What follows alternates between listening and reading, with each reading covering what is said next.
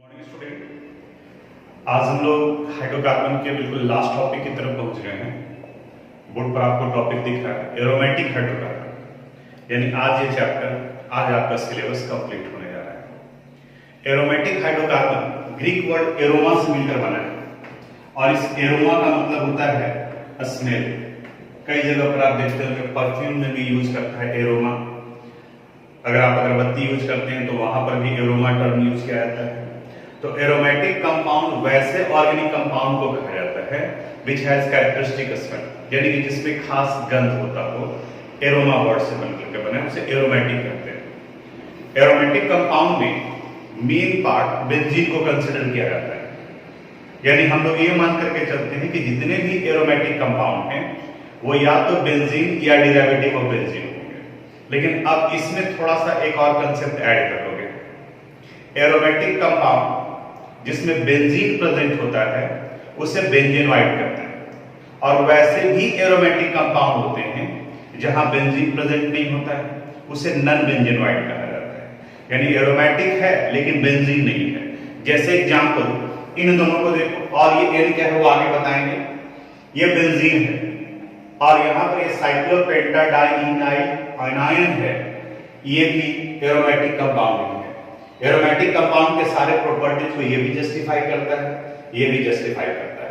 तो यहाँ ये बेंजीन है तो इसे हम लोग कहेंगे बेंजीनोइड। नीचे में नैप्थलीन है, यहाँ पर भी बेंजीन रिंग है। एंथ्रासिन है, यहाँ पर भी बेंजीन रिंग है। तो ये तीनों एग्जाम्पल हो जाएंगे बेंजीनोइड को, क्योंकि यहाँ पर बेंजीन रिंग प्रेजेंट है। लेकिन इस कंपाउंड में बेंजीन रिंग नहीं है तो इन्हें नॉन बेंजीनोइड कहा जाएगा। यानी ये पॉइंट आपको ध्यान में रखना है कि कोई जरूरी नहीं है कि एरोमेटिक कंपाउंड में बेंजीन प्रेजेंट हो ही, लेकिन अधिकांश एरोमेटिक कंपाउंड या तो बेंजीन या डेरिवेटिव ऑफ बेंजीन होते हैं। अब आगे बढ़ते हैं, किस तरह के कंपाउंड को हम लोग एरोमेटिक कंपाउंड कहेंगे। एरोमेटिक कंपाउंड में क्या कैरेक्टरिस्टिक्स होना चाहिए, तो इससे रिलेटेड प्रॉपर्टीज को ही एरोमेटिसिटी कहा जाता है। आप अपने बुक में देखोगे बहुत इंपॉर्टेंट भी है और 3 इंपॉर्टेंट पॉइंट इसमें दिया हुआ है, उन सबको यहाँ पर हम डिस्कस करते हैं और आपके एग्जामिनेशन पॉइंट ऑफ व्यू से भी ये इंपॉर्टेंट है। What is aromaticity?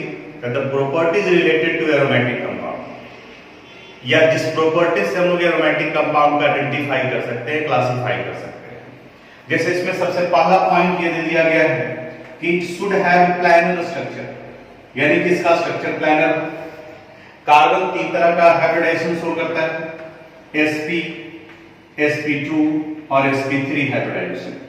sp3 में टेट्राहेड्रल ज्योमेट्री होता है, तो टेट्राहेड्रल प्लैनर नहीं होता, टेट्राहेड्रल तो 3 डायमेंशनल वे में होता है। तो sp3 हाइब्रिडाइज कार्बन एटम नहीं होंगे। sp2 हाइब्रिडाइज में ट्राइगोनल प्लैनर होता है, यानी कि वहां पर एरोमेटिक कंपाउंड में sp2 हाइब्रिडाइजेशन होना चाहिए। ये एक कैरेक्टरिस्टिक प्रॉपर्टी हुआ।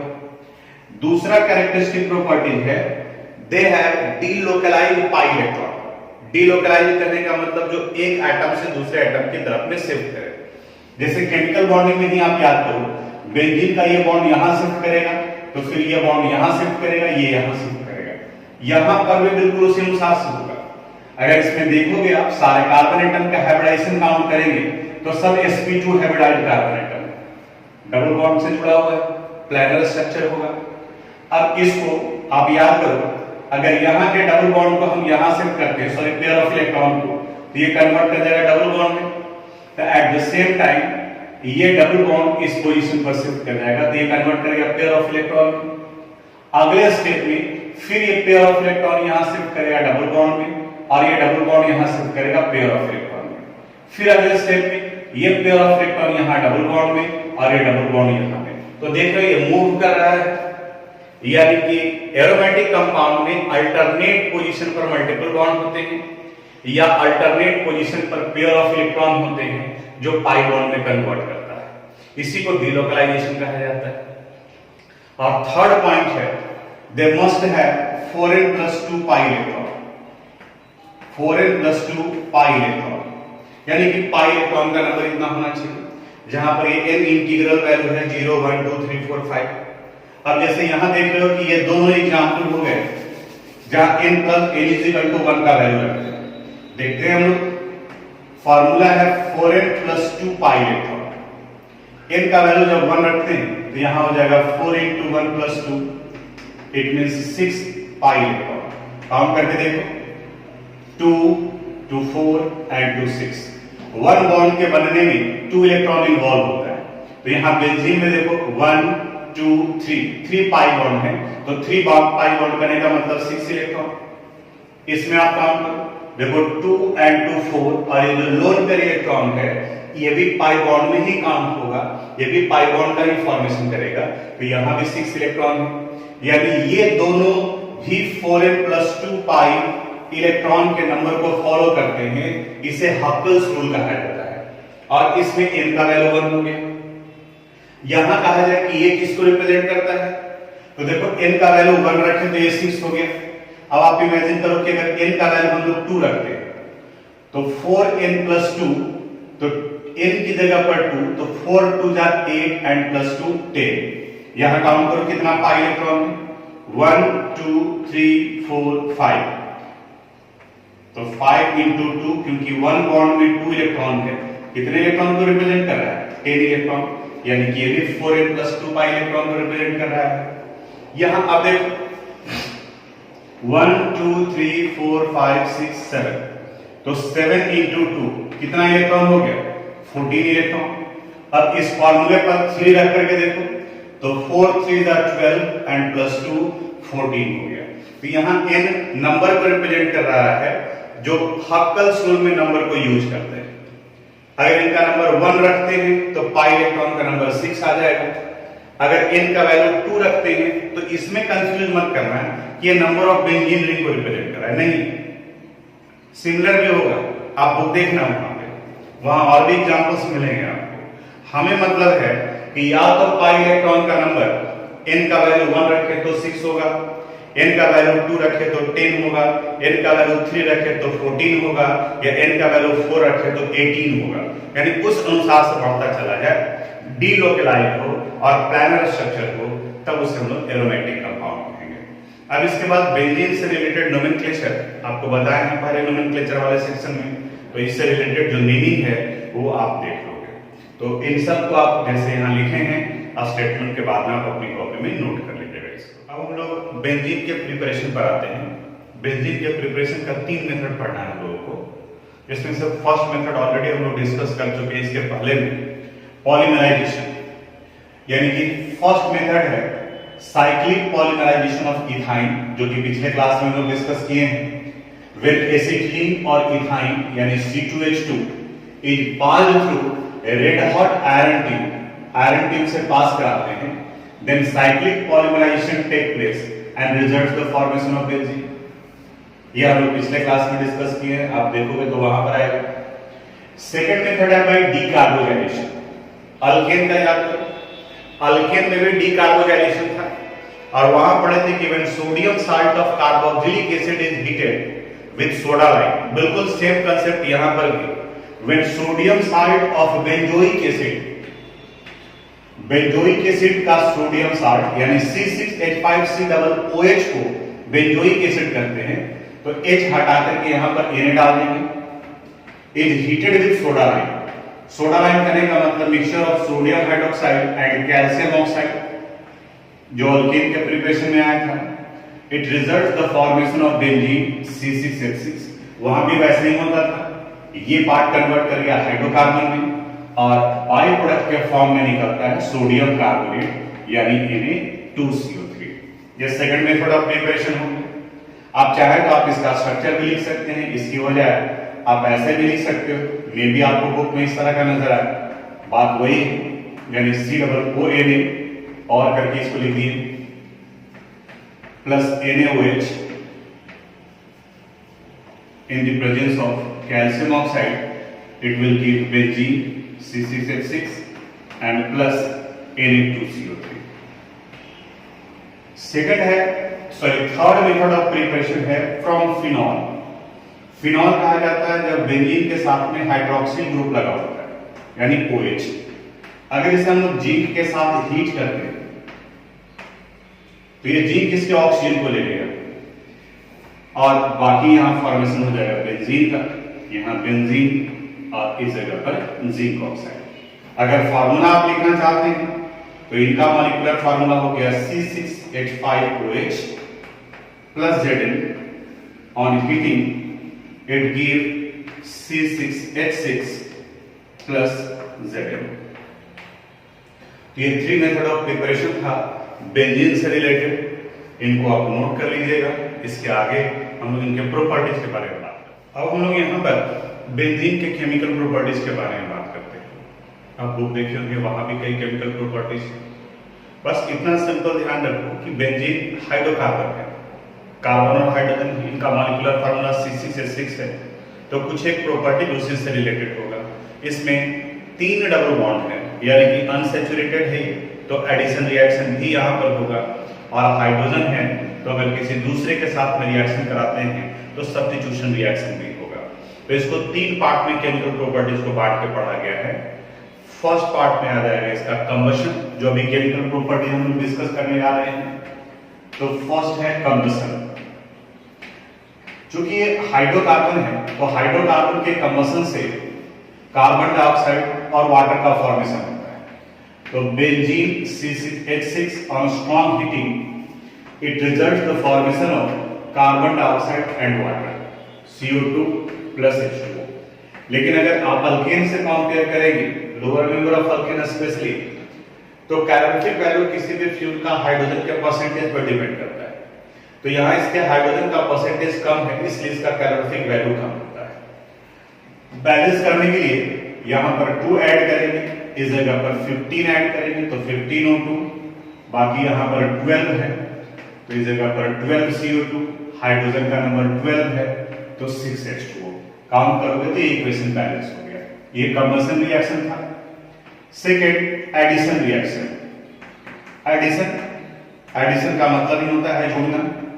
तो एडिशन रिएक्शन में अनसैचुरेटेड हाइड्रोकार्बन का याद करो आप, जिसमें सबसे पहले रिएक्शन कराया था इनका हाइड्रोजनेशन, यानी यहां पर भी आप हाइड्रोजन ऐड करोगे। तो हाइड्रोजनेशन में जब हाइड्रोजन ऐड करते हैं तो बेंजीन यानी कि जिनका मॉलिक्यूलर फार्मूला C6H6 है, अल्टरनेट पोजीशन पर डबल बॉन्ड है, यहां पर 6 हाइड्रोजन इस जगह पर भी जुड़ेगा, यानी कि हर एक पर जहां CH है उसकी जगह पर CH2 हो जाएगा। और hydrogenation in the presence of nickel, platinum और पैलेडियम होता है and it result the formation of cyclohexane. अगर मॉलिक्यूलर फार्मूला हम लोग देखें तो इनका मॉलिक्यूलर फार्मूला लिखेंगे हम लोग C6H6 plus 3H2, it result the formation of C6H12, यानी साइक्लोहेक्सेन का फॉर्मेशन कर लिया। ये हाइड्रोजनेशन था। सेकंड में अगर इनका हैलोजनेशन कराते हैं, हैलोजन ऐड करते हैं, हैलोजनेशन, जैसे अल्कीन के केस में भी हैलोजनेशन रिएक्शन हुआ था, यहां भी हैलोजनेशन होगा। तो अगर इनका रिएक्शन बेंजीन का C6H6 का अल्टरनेट पोजीशन पे डबल बॉन्ड या सर्किल भी दे सकते हो, क्लोरीन के साथ करा दिए, सपोज ऐड हो रहा है, सब्स्टिट्यूशन नहीं हो रहा है, हाइड्रोजन को हटाकर नहीं, वो आगे हम लोग पढ़ेंगे, एडिशन हो रहा है। अब इस कंडीशन में सब जगह पर एक एक क्लोरीन भी जुड़ जाएगा, डबल बॉन्ड की जगह पर सिंगल बॉन्ड आ जाएगा, Cl Cl Cl Cl और Cl।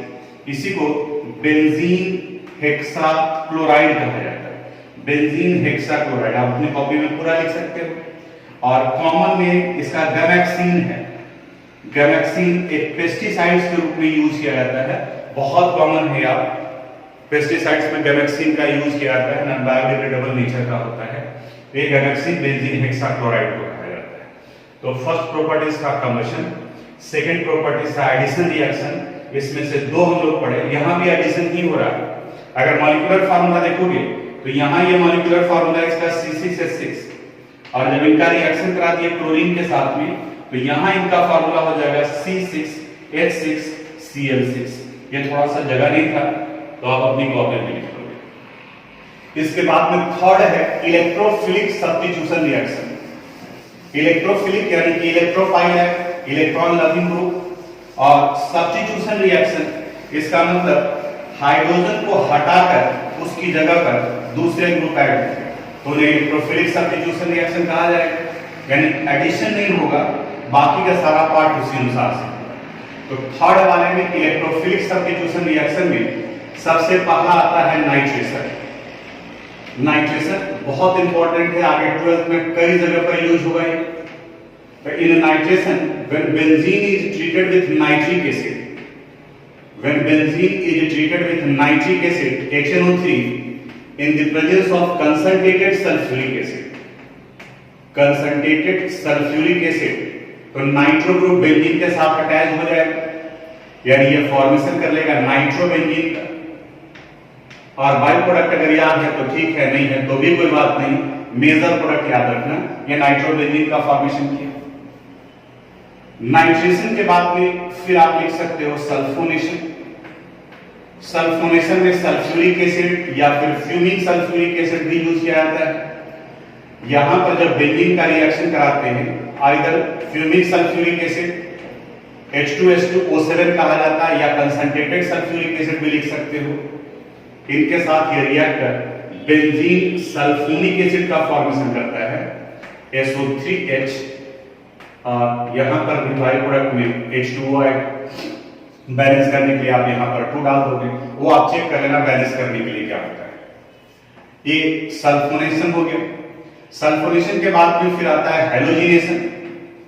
तो हैलोजिनेशन सब्स्टिट्यूशन रिएक्शन है, जैसे अल्केन के केस में हुआ था, तो in the presence of sunlight होगा, यानी कि जब बेंजीन का रिएक्शन क्लोरीन के साथ में करा रहे हैं Cl2 के साथ में in the presence of sunlight UV light, तो सब्स्टिट्यूशन रिएक्शन होगा और क्लोरोबेंजीन का फॉर्मेशन होगा। क्लोरोबेंजीन और बाई प्रोडक्ट यहां निकल जाएगा HCl, यानी एक क्लोरीन यहां हाइड्रोजन को हटा के जुड़ गया। अब इस जगह पर एक खास बात ध्यान रखना, if chlorine is in excess amount, अगर ये एक्सेस अमाउंट में है, यहीं पर लिख देते हैं if chlorine is in excess amount, तब उस कंडीशन में बेंजीन के सारे हाइड्रोजन को हटाकर 6Cl2 सारे हाइड्रोजन को हटाकर उसकी जगह पर क्लोरीन ऐड हो जाएगा। यहां ये रहेगा Cl Cl Cl Cl Cl Cl, और इसका फॉर्मूला हो गया C6Cl6, और बाई प्रोडक्ट निकल गया 6HCl, हेक्साक्लोरोबेंजीन का है। अब कंफ्यूज नहीं होना है गैमेक्सिन और इससे। गैमेक्सिन में एडिशन रिएक्शन हो रहा था, यानी बेंजीन C6H6 के अलावा उसमें क्लोरीन भी ऐड हो रहा था, लेकिन ये सब्स्टिट्यूशन रिएक्शन हो रहा है। सब्स्टिट्यूशन रिएक्शन में सब जगह पर हाइड्रोजन को हटाकर दूसरा जुड़ रहा है, तो यहाँ पर जितने 6 हाइड्रोजन थे उन सब को रिप्लेस कर उसके जगह पे क्लोरीन ऐड हुआ है। ये सब्स्टिट्यूशन रिएक्शन का एग्जांपल है। तो यहाँ पर ये C6Cl6 का C6Cl6 यानी कि क्लोरो हेक्साक्लोरोबेंजीन का फॉर्मेशन हो रहा है। तो नाइट्रेशन हो गया, सल्फोनेशन हो गया, हैलोजिनेशन हो गया, हाइड्रोजिनेशन हो गया। हाइड्रोजिनेशन एडिशन रिएक्शन के एग्जांपल में आया था। अब इसके बाद में एक और इंपॉर्टेंट है, बहुत इंपॉर्टेंट, फ्रीडल क्राफ्ट रिएक्शन। ये Friedel craft reaction, Friedel craft reaction, और इसको 2 पार्ट में बांटा गया है। आगे 12th में भी ये कई जगह पर होगा। एक है अल्काइलेशन, यानी कि यहां पर इसमें हम लोग अल्काइल ग्रुप ऐड करते हैं, अल्काइलेशन। और इस जगह पर बताता है कि व्हेन बेंजीन, और एक चीज और ध्यान देना, अनहाइड्रस एल्युमिनियम क्लोराइड भी यूज किया जाता है इलेक्ट्रोफिलिक सब्स्टिट्यूशन रिएक्शन के केस में बेंजीन के साथ में, तो कंडीशन में उसको भी आप लिख सकते हैं। तो when benzene is treated with alkyl halide CH3Cl in the presence of anhydrous aluminium chloride AlCl3, alkyl group is introduced in benzene ring। यह भी इलेक्ट्रोफिलिक सब्स्टिट्यूशन रिएक्शन का एग्जांपल है। यहाँ का क्लोरीन और यहाँ का हाइड्रोजन यह फॉर्मेशन कर लेगा हाइड्रोक्लोरिक एसिड का। उसी तरह से फिर अगर बेंजीन का दूसरा है एसाइलेशन, यानी एसाइल ग्रुप अगर ऐड करते हैं एसाइलेशन, तो इनके लिए रिएक्शन कराया जाता है CH3COCl से in the presence of anhydrous aluminium chloride. तो फिर ये पूरा पार्ट ऐड होगा, इसे एसाइल ग्रुप कहा जाता है, इसीलिए इसका नाम पड़ा है एसाइलेशन। बेंजोइल क्लोराइड कहते हैं इसे, यानी COCH3 सॉरी इथेनॉइल क्लोराइड, और बाई प्रोडक्ट यहां बन गया HCl। एसीटोफिनोन के एग्जांपल्स में आते हैं ये, एक तरफ में फिनाइल ग्रुप है, दूसरी तरफ में मिथाइल है, तो मिथाइल फिनाइल कीटोन भी कहा जाता है। ये फ्रीडल एसाइलेशन रिएक्शन से रिलेटेड। तो ये इतना केमिकल प्रॉपर्टीज बेंजीन से रिलेटेड था। अब आप चाहें तो इनको समराइज फॉर्म में भी लिख सकते हैं, इसको आप पर इंडिविजुअली ऐसे लिखोगे और फिर लास्ट में आप इसे समराइज फॉर्म में कैसे लिखेंगे वो बता रहे हैं। समराइज फॉर्म में आप यहां पर लेकर के चलो बेंजीन, और जो मेजर प्रोडक्ट है उसे हम लोग ध्यान में रखेंगे बेंजीन यानी C6H6। पढ़े कहां से हम लोग किस तरीके से स्टार्ट किए, यानी सबसे पहला केमिकल प्रॉपर्टी आया था कंबसन। तो when benzene is heated in the presence of oxygen it result the formation of carbon dioxide and water, CO2 और H2O का फॉर्मेशन करता है। फिर हम लोग पढ़े हाइड्रोजनेशन। तो when it is treated with hydrogen in the presence of nickel, platinum or palladium, it result the formation of cyclohexane। सब जगह पर हाइड्रोजन हाइड्रोजन ऐड होता गया, यानी C6H12। आप चाहे तो यहाँ पर स्ट्रक्चर लिखिएगा, क्योंकि आपके पास में सीख होगा तो आप उसको बढ़ा सकते हैं, हम इसी पे पूरा लिखना चाह रहे हैं। फिर आया था क्लोरीनेशन, यानी कि क्लोरीन के साथ में रिएक्शन कराते हैं। तो इस जगह पर एडिशन रिएक्शन हो रहा है, तो C6H6 और Cl6 जिसे गैमेक्सीन कह रहे थे, तो ये कंबसन था, ये एडिशन रिएक्शन था। फिर आया हम लोग इलेक्ट्रोफिलिक सब्स्टिट्यूशन रिएक्शन पर, जैसे अगर क्लोरीन के साथ रिएक्शन कराते हैं in the presence of anhydrous aluminium chloride, ये कंडीशन था, इसको आप नोट कीजिएगा। Anhydrous aluminium chloride substitution reaction होगा और ये फॉर्मेशन कर लिया C6H5Cl का। लेकिन अगर क्लोरीन एक्सेस अमाउंट में रखा, यानी कि अगर क्लोरीन को आप एक्सेस अमाउंट में रख रहे हैं, तो सारे हाइड्रोजन एटम, कंडीशन वही है अनहाइड्रस एल्युमिनियम क्लोराइड ही, तो सारे हाइड्रोजन एटम को रिप्लेस कर क्लोरीन ऐड हो जाएगा, यानी हेक्साक्लोरोबेंजीन का फॉर्मेशन हो गया। इसके बाद में फिर अगर नाइट्रेशन कराते हैं, तो नाइट्रेशन के लिए नाइट्रिक एसिड के साथ रिएक्शन करा रहे हैं in the presence of concentrated sulphuric acid H2SO4, तो बेंजीन के साथ में नाइट्रो ग्रुप ऐड हो जाएगा। C6H5NO2 भी लिख सकते हैं, या फिर इस तरीके से भी आप लिख सकते हैं। अगर इनका फ्यूमिंग सल्फ्यूरिक एसिड के साथ करा रहे हैं, या आप H2SO4 भी ले रहे हो, तो इसे सल्फोनेशन कहा जाता है। और यहाँ बेंजीन रिंग के साथ में SO3H ऐड हो जाता है, सल्फोनेशन हो गया। अगर इनका अल्काइल हैलाइड के साथ रिएक्शन कराते हैं, जैसे CH3Cl के साथ में, या C2H5Cl लेंगे तो C2H5 जुड़ जाएगा, तो यहाँ बेंजीन के साथ में CH3 ऐड हो जाएगा। मे भी आपको दिख नहीं रहा होगा स्क्रीन पर, लेकिन बोल रहे हो तो सुनाई दे रहा होगा, ये रिपीट हो रहा है, तो आप यहाँ क्वेश्चन अनुसार से लिखोगे। कंडीशन किनके प्रेजेंस में, अनहाइड्रस एल्युमिनियम क्लोराइड AlCl3। और अगर इनका रिएक्शन हम लोग करा देते हैं एसाइल हैलाइड के साथ में, यानी CH3COCl in the presence of anhydrous aluminium chloride, तो एसाइल ग्रुप बेंजीन के साथ में जुड़ जाएगा, यानी यहां फॉर्मेशन हो गया COCH3 का। तो ये बेंजीन के केमिकल प्रॉपर्टी से रिलेटेड हुआ, जो यहां पर समराइज फॉर्म में लिखते हैं। अब इसके बाद आप देखोगे कि एनसीईआरटी में ऑर्थो पारा मेटा डायरेक्टिंग ग्रुप का रिजोनेंस स्ट्रक्चर लिखा है। आपको लगेगा कि वो आप नहीं बता रहे हैं, हम नहीं बता रहे हैं।